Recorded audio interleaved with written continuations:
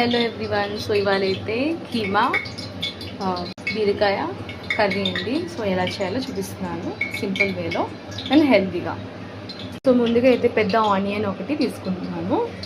దీనిలో 3 to 4 table spoons oil వేసుకుంటాను. బాగా వేయించుకోండి.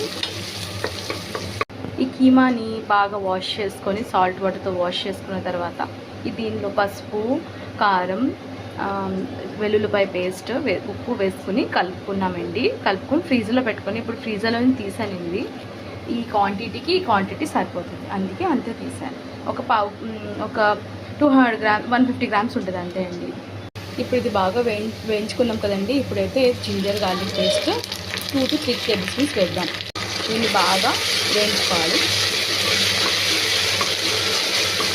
కొద్దిగా ధనియాల పొడి వేద్దాము. గరం మసాలా బాగా మిక్స్ చేసుకోవాలి. కొంచెం పెరుగు,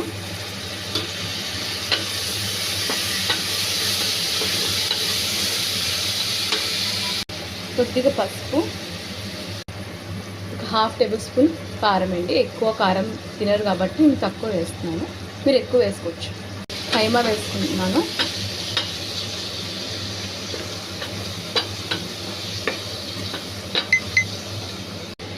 కొద్దిగా ఉప్పు. ఇది ఒక 2 minutes ఉంచాలండి, పచ్చివాసన పోవాలి. సో దాని తర్వాత కొంచెం వాటర్ వేసి ఒక 2 to 3 విజిల్స్ పెడదాము.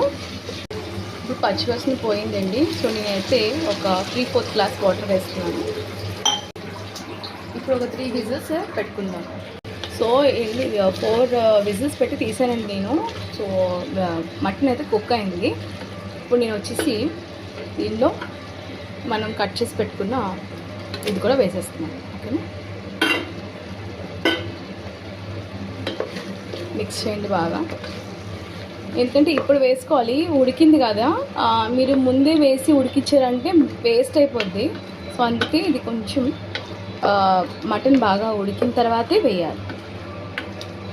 ఇప్పుడు దీనిలో పచ్చి వాసన పోయే వరకు కొంచెం స్టీర్ చేయండి. ఇప్పుడు కొంచెం కొరియాండర్ వేయండి, కొత్తిమీర వేసి ఒక 2 minutes ఇది మూత వేసేసండి. ఒక 2 minutes. సీటీ కాదు, అది విజిల్తో కాదండి, జస్ట్ నార్మల్గా వేసాను అంతే. ఒక 2 minutes లోలో పెట్టాలి. ఓకేనా. సో చూడండి, ఇది ఆల్మోస్ట్ కుక్ అయిపోయింది. ఇంకా అంతేనండి, ఆఫ్ చేసుకోవచ్చు మీరు. And thanks for watching. Subscribe to my channel, share చేయండి. Thank you, bye.